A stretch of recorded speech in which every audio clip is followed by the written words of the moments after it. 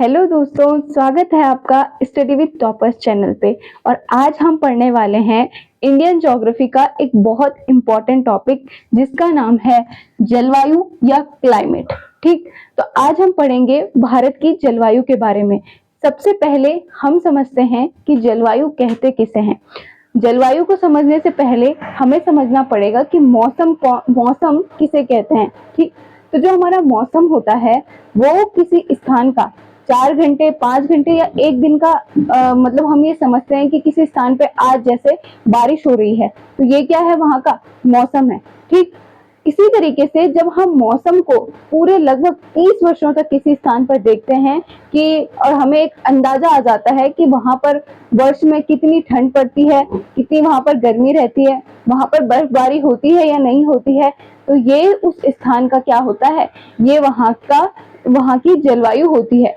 जब हम मौसम को समझते हैं तो मौसम में हम सिर्फ ये देखते हैं कि एक दिन में वहां पर आज क्या थी, या कुछ घंटे पहले वहां पर बारिश हो रही थी, अभी कुछ घंटे बाद वहां पर धूप लगी है। जैसे हमें न्यूज में भी कितनी बार खबर आती है कि आज दिल्ली में बारिश हो रही है, आज कश्मीर में बर्फबारी हुई, तो ये क्या है, ये वहां का मौसम है। लेकिन जब हम जलवायु की बात करते हैं तो इसी मौसम को जब हम लगभग 30 वर्षों तक देखते हैं कि पूरे वर्ष भर किसी स्थान पर कैसी जलवायु रही, कैसा मौसम रहा, कि वहां पर इस बार इस महीने बारिश हो रही है, इस महीने ठंडा पड़ रहा है, या इस महीने गर्मी पड़ रही है, तो वो वहां का क्या होता है, वो उस स्थान की जलवायु होती है। तो जो हमारी जलवायु होती है वो किसी क्षेत्र की लगभग 30 वर्षों के मौसम का औसत होता है। यानी जब हम किसी स्थान को लगभग 30 वर्षों तक देखेंगे कि वहां पर कैसा मौसम रहा, तब हम समझ पाएंगे कि उस स्थान की जलवायु कैसी है। मौसम जो होता है हमारा परिवर्तित होता रहता है कि अभी कुछ घंटे पहले धूप लगी है, कुछ घंटे बाद बारिश हो गई, और हो सकता है कुछ घंटे बाद आसमान में पूरे फिर से बादल छा जाए, तो ये वहां का मौसम है। लेकिन जब हम जलवायु को समझते हैं तो जलवायु वर्षों तक परिवर्तित नहीं होती है। कि मान लो हम किसी स्थान पर रहे और एक वर्ष में वहां पर बहुत ज्यादा गर्मी पड़ी, बहुत ज्यादा सर्दी पड़ी, तो जब हम लगभग किसी स्थान पर 30 वर्षों तक रहते हैं तो हमें ये अंदाजा लग जाता है कि हमें अपने वर्ष भर अपने किस महीने में हमें कौन सी व्यवस्था करके रखनी है। क्योंकि हमें पता होता है कि इस महीने के बाद हमारा कौन सा वाला मौसम आने वाला है। अगर हमें पता है कि हमारे मई में गर्मी का मौसम आने वाला है तो हम उस तरीके से अपनी व्यवस्था करके रखते हैं। अगर हमें पता है कि हम जिस स्थान पर रहते हैं वहां जनवरी में बर्फबारी होती है तो हम अपनी व्यवस्था उस हिसाब से करके रखते हैं। इसे ही हम मौसम और जलवायु कहते हैं। ठीक, तो अब हम देखते हैं कि हमारे भारत की जलवायु किस प्रकार की है। तो हमारी जो भारत की जलवायु है वो उष्णकटिबंधीय जलवायु है। अब हम समझते हैं कि उष्णकटिबंधीय कहते किसे हैं। तो भारत की जलवायु कैसी है, भारत की जलवायु उष्णकटिबंधीय है। उष्णकटिबंधीय जलवायु भारत की है। उष्णकटिबंधीय का मतलब होता है कि ये हमारी पृथ्वी है। ठीक, अब पृथ्वी के बीचों बीच से कौन सी रेखा गुजरती है, पृथ्वी के बीचों बीच से हमारी विषुवत रेखा होकर गुजरती है, जिसे हम भूमध्य रेखा भी कहते हैं। इसके उत्तर से हमारी कर्क रेखा गुजरती है। कौन सी रेखा, कर्क। ठीक, और इसके दक्षिण से हमारी मकर रेखा गुजरती है। कौन सी, मकर। और ये कौन सी है, विषुवत। विषुवत रेखा या इक्वेटर हम इसे कहते हैं। ठीक, अब विश्व में भारत की स्थिति कहां पर है, भारत हमारा यहां पर स्थित है, इस वाले स्थान पर हमारा भारत स्थित है। अब उष्णकटिबंधीय जलवायु का मतलब होता है कि ये हमारा भारत है, भारत के बीचों बीच से कर्क रेखा होकर गुजरती है। लेकिन भारत के मध्य में जो क्षेत्र है, जो कर्क रेखा के उत्तर में आता है, वो ज्यादातर ऐसा वाला क्षेत्र है जहां पर सर्दियां ज्यादा पड़ती है। जबकि विषुवत रेखा के नजदीक वाला जो एरिया है, यहाँ पर क्या होता है, यहाँ पर जो हमारी गर्मी है वो उत्तर की अपेक्षा ज्यादा पड़ती है। ठीक, तो भारत का जो बड़ा क्षेत्रफल है वो किस वाले एरिया में आता है, ऐसे क्षेत्र में आता है जहां पर ज्यादा गर्मी पड़ती है, और जो क्षेत्रफल है वो ऐसे क्षेत्र में आता है जहां पर ज्यादा ठंड पड़ती है। तो इसीलिए ये वाला जो क्षेत्र है ये उष्ण कटिबंध वाला क्षेत्र है। उष्ण का मतलब गर्म क्षेत्र, जहाँ पर बारिश, जहाँ पर धूप, जहाँ पर हमारी गर्मी ज्यादा पड़ती है। अब ये उष्ण कटिबंधीय क्षेत्र क्यों है? क्योंकि हमें पता है कि हमारा जो सूरज है वो वर्ष भर इन्हीं रेखाओं पर ऊपर नीचे करता रहता है कि कभी वो विषुवत रेखा पर लंबवत चमक रहा होगा, कभी वो उत्तर में कर्क पर आएगा, कभी दक्षिण में मकर रेखा पर जाएगा। तो ये वाला जो हमारा क्षेत्र होता है ये हमारा गर्म इलाका है, और भारत का जो अधिकतर क्षेत्रफल है वो इस वाले एरिया में आता है। दक्षिण वाला क्षेत्र ज्यादा बड़ा है और उत्तर वाला क्षेत्र इसका छोटा है। तो इसीलिए ये वाला जो एरिया है उष्ण क्षेत्र है, यानी गर्म क्षेत्र है। तो इसीलिए उष्ण और कटिबंध का मतलब होता है कि क्षेत्र, ठीक। तो इसीलिए भारत की जलवायु किस प्रकार की है? उष्ण कटिबंधीय जलवायु भारत की है, ठीक। अब हम जब किसी स्थान की जलवायु को देखते हैं लगभग 30 वर्षों तक, तो ये अलग अलग कारकों पर निर्भर करती है कि वहां की जलवायु कैसी होगी, ठंडी होगी, गर्म होगी, या किसी दूसरी प्रकार की होगी। तो ये वहां के कुछ कारकों पर निर्भर करती है, और अब हम उन कारकों को देखने वाले हैं। तो सबसे पहले जलवायु को निर्धारित करने वाले जो हमारे कारक हैं उनमें है जलवायु को निर्धारित करने वाले कारक।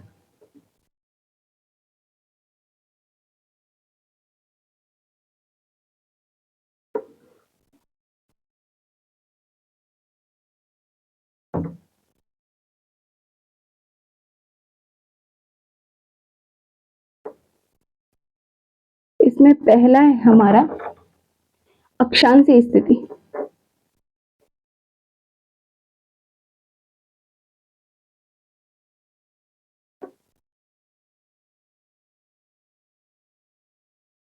अब हम देखते हैं कि भारत की विश्व में अक्षांशीय स्थिति किस प्रकार की है। तो हमने देखा उष्ण कटिबंधीय क्षेत्र में भारत पड़ता है, यानी भारत का जो ज्यादा क्षेत्रफल है वो दक्षिण में है, विषुवत रेखा के नजदीक है।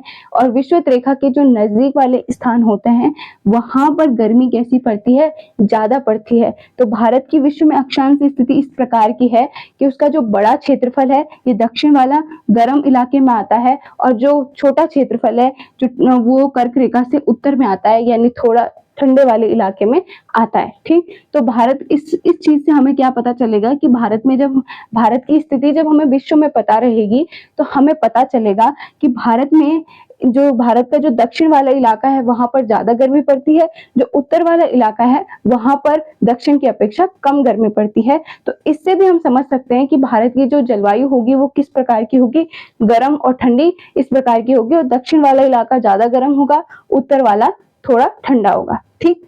ये जलवायु को निर्धारित करने वाला एक प्रमुख कारक है अक्षांशीय स्थिति। दूसरा है हमारा पर्वतों की स्थिति।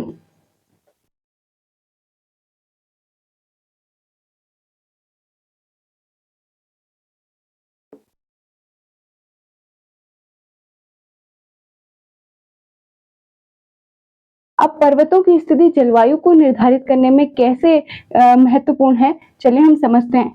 सबसे पहले ये हमारा भारत है। भारत के उत्तर में इस वाले एरिया में हमारा हिमालय पर्वत फैला हुआ है। कौन सा पर्वत? हिमालय पर्वत। यहाँ पर इस पूरे एरिया में हमारा हिमालय पर्वत है। अब हमें पता है कि भारत के उत्तर वाला जो ये वाला एरिया है ये साइबेरिया वाला एरिया है, और यहाँ पर ये कैसा इलाका है? इस इलाके की अपेक्षा ये वाला जो एरिया है ये ज्यादा ठंडा इलाका है, और यहाँ पर हमारी कौन सी हवाएं चलती है? यहाँ पर ये वाला जो क्षेत्र है ये पूरा क्षेत्र बर्फ से ढका रहता है, और यहाँ पर साइबेरिया की ठंडी ठंडी हवाएं चलती है। अब हमारा जो हिमालय पर्वत है वो इस वाले रीजन में है, यहाँ पर, ठीक। तो जब हिमालय पर्वत यहाँ पर है तो इस वाले एरिया में हमारी साइबेरिया की ठंडी ठंडी हवाएं चलती है, और हमारा जो हिमालय पर्वत है इन हवाओं को इस वाले क्षेत्र से इस वाले क्षेत्र में नहीं आने देता, इन हवाओं को इसी वाले क्षेत्र में रोक कर रखता है। जिसकी वजह से क्या होता है कि हमारा ये पूरा रीजन है जो बिहार उत्तर प्रदेश वाला जो एरिया है, यहाँ पर जो मौसम है वो संतुलित अवस्था में पाया जाता है, यानी गर्मी भी होगी, सर्दी भी होगी, तो हर तरीके का यहाँ पर मौसम देखा जाता है। अगर यहाँ पर हमारा हिमालय पर्वत नहीं होता तो इस पूरे रीजन में ये पूरा जो रीजन होता यहाँ पर साइबेरिया की ठंडी हवाएं आ जाती, और ठंडी हवाएं आने की वजह से हमारा पूरा यूपी बिहार वाला जो एरिया है ये बर्फ से ढका हुआ मिलता, ठीक। तो हिमालय पर्वत या पर्वतों की स्थिति भी जलवायु को निर्धारित करने में एक महत्वपूर्ण कारक है, ठीक। तीसरा हम देखते हैं समुद्र से दूरी।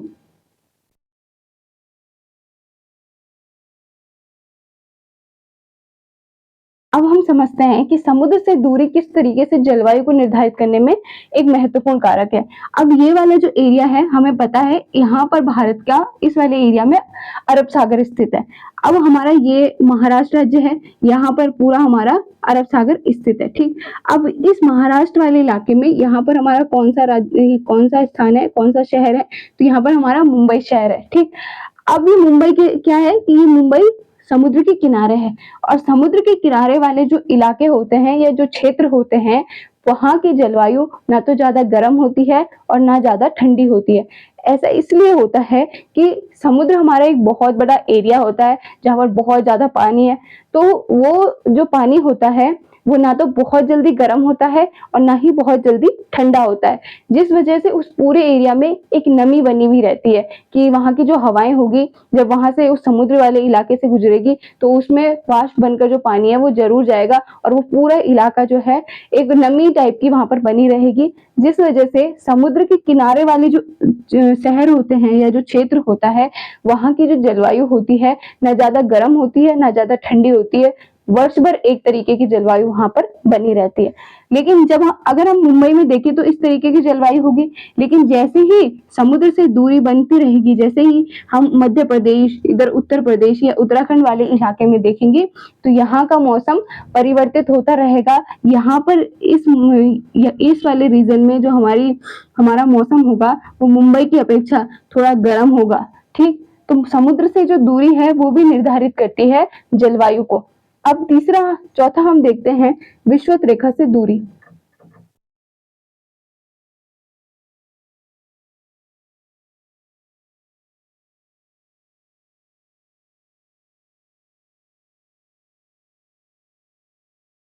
अब विषुवत रेखा से दूरी, हमारा ये हमें पता है कि हमारा जो सूरज है वो वर्ष भर विषुवत रेखा पर सीधा चमकता है। ठीक, तो इस वाले रीजन में क्या होगा कि यहाँ पर बारिश भी बहुत ज्यादा होगी और गर्मी भी यहाँ पर बहुत ज्यादा होगी। यहाँ के जो लोग हैं इसी वजह से काले होते हैं, जबकि इस वाले एरिया के जो लोग होते हैं वो गोरे होते हैं, क्योंकि यहाँ पर सूरज की किरणें वर्ष भर लंबवत पड़ रही है, इसीलिए इस पूरे रीजन में जो लोग होंगे वो ज्यादा धूप में रहेंगे और जिस वजह से वो काले होंगे। ठीक, तो विषुवत रेखा से दूरी भी निर्धारित करती है जलवायु को। अब कैसे? हमें पता है कि भारत का ये जो दक्षिण वाला इलाका है ये विषुवत रेखा के नजदीक है उत्तर की अपेक्षा।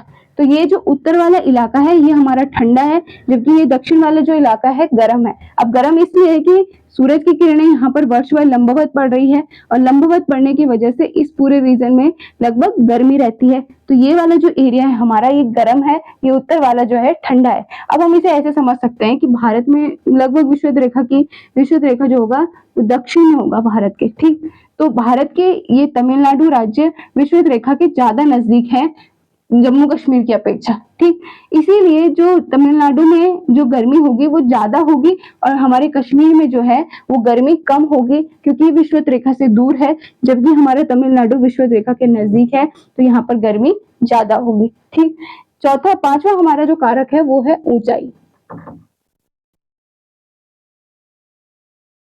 अब ऊंचाई को हम कैसे देखते हैं कि ऊंचाई में जैसे जैसे हमें पता है कि जैसे जैसे ऊंचाई बढ़ेगी किसी भी स्थान की, वहां का जो तापमान है वो कम होता रहेगा, और तापमान कम होने की वजह से वहां पर ठंड ज्यादा होगी, जबकि जो कम ऊंचाई वाले स्थान होंगे वहां पर ज्यादा गर्मी होगी। ठीक, तो अब हम ये देखते हैं कि ये जैसे ये कम ऊंचाई वाला स्थान है हमारा तमिलनाडु, तो यहाँ पर हमारी जो मौसम है वो ज्यादा कैसा रहता है, गर्म मौसम रहता है। जबकि इसी स्थान से जैसे जैसे ऊंचाई बढ़ती जाएगी हम देखेंगे कि ये जम्मू कश्मीर वाला इलाका है, यहाँ पर हमारी गर्मी कैसी रहती है, बहुत कम रहती है या ना के बराबर रहती है, और यहाँ पर इसी वजह से बर्फबारी भी होती है। ठीक, तो ये प्रमुख कारक हैं जो भी किसी भी स्थान की जलवायु को निर्धारित करते हैं। अक्षांश स्थिति, पर्वतों की स्थिति, समुद्र से दूरी, विषुवत रेखा से दूरी और ऊंचाई। ठीक, अब हमने अपनी जलवायु को तो समझ लिया है कि किस तरीके से हम जलवायु को निर्धारित करते हैं, लेकिन अब इस जलवायु को पूरे वर्ष भर अच्छे से समझने के लिए हम इसे अलग अलग भागों में बांटते हैं, जिसे हम ऋतुएं कहते हैं। और भारत में मुख्यतः 4 प्रकार की ऋतु पाई जाती है: शीत ऋतु, ग्रीष्म ऋतु, वर्षा ऋतु और शरद ऋतु। ठीक, तो अब हम समझेंगे कि भारत में कौन कौन सी ऋतुएं पाई जाती है और वो कितने टाइम के लिए आती है और उनकी विशेषता क्या है। ठीक,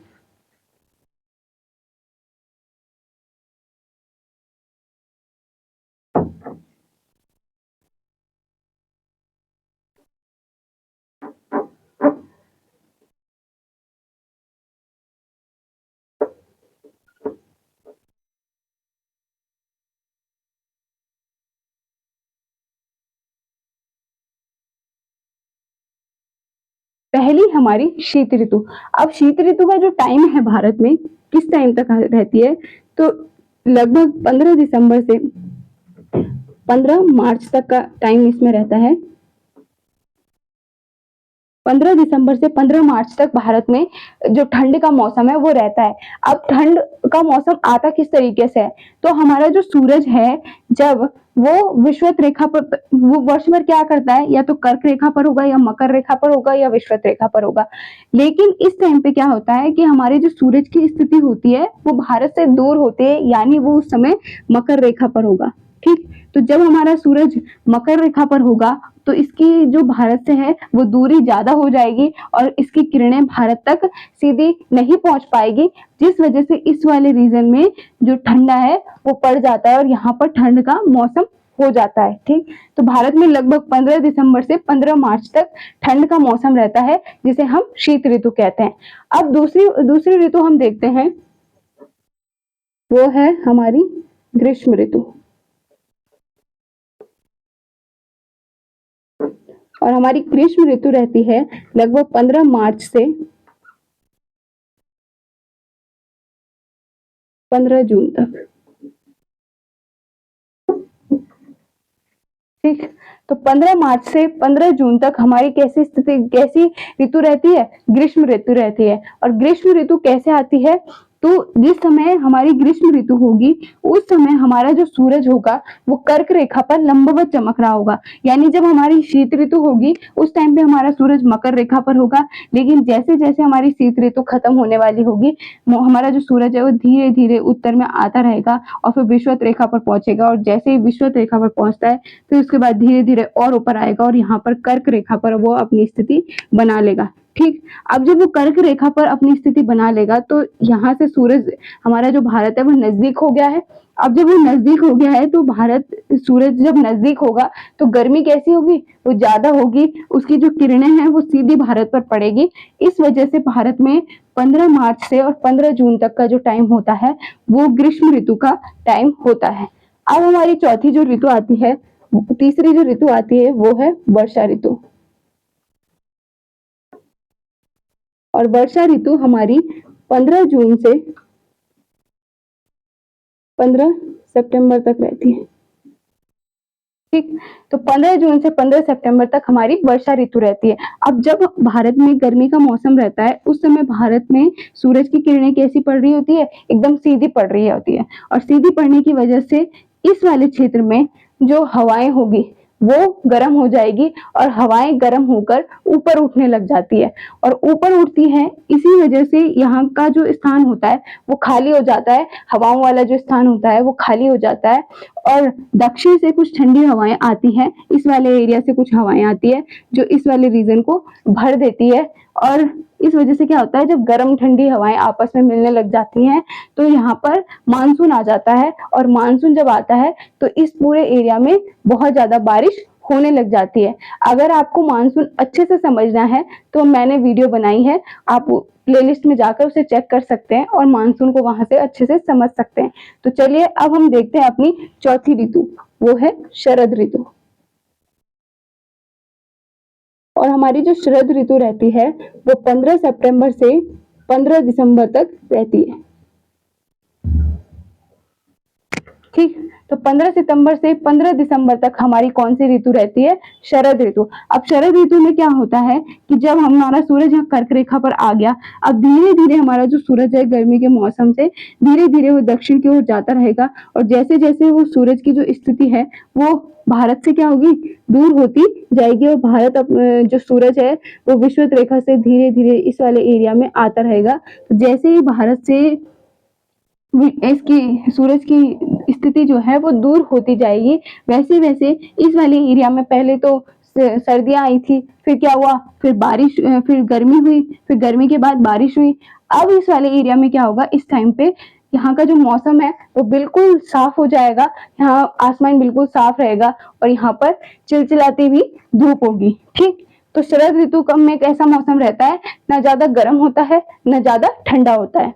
तो ये थी भारत की 4 ऋतुएं, जिन्हें हम लगभग तब समझ सकते हैं जब हम एक पूरे एरिया के बारे में हमें एक अंदाजा लग जाता है कि किस मौसम में, किस महीने में वहां पे बारिश होती है, किस महीने पे वहां पर सर्दी होती है। तो ये था आज का हमारा टॉपिक, जलवायु या क्लाइमेट। अगर आपको वीडियो पसंद आई हो दोस्तों तो प्लीज लाइक कीजिए, शेयर कीजिए और सब्सक्राइब कीजिए। धन्यवाद।